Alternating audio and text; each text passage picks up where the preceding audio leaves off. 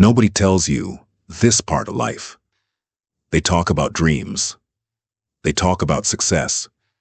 They talk about believing in yourself. But they never talk about the moment when you realize no one is coming, and when that realization hits, it doesn't feel motivating, it doesn't feel powerful. It feels like a knife, because somewhere deep inside you were waiting for help, waiting for a sign, waiting for someone to notice you, and the silence answers back, loud. That's where most people collapse. They call it bad luck. They call it unfair. They blame the world. They blame the past. They blame everything. Except the one thing that matters, themselves. Here's the truth most people run from. Life does not reward potential. It rewards execution. You can be smart. You can be talented. You can be different and still be nothing. Because the world does not care who you could have been. It only respects who you become.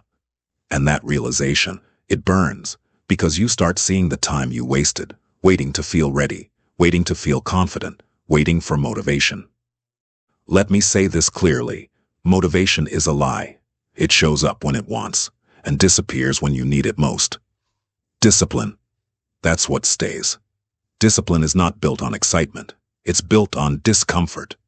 The days you don't feel like moving, those are the days that decide your future. Anyone can perform when life feels easy. Anyone can work when they feel inspired. But almost no one can move forward when they feel empty, when they feel tired, when they feel invisible. That's why average is crowded.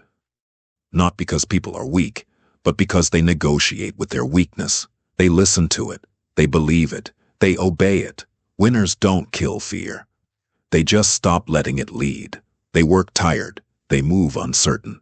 They act without applause because they understand something brutal. Respect is never given early. It's earned late.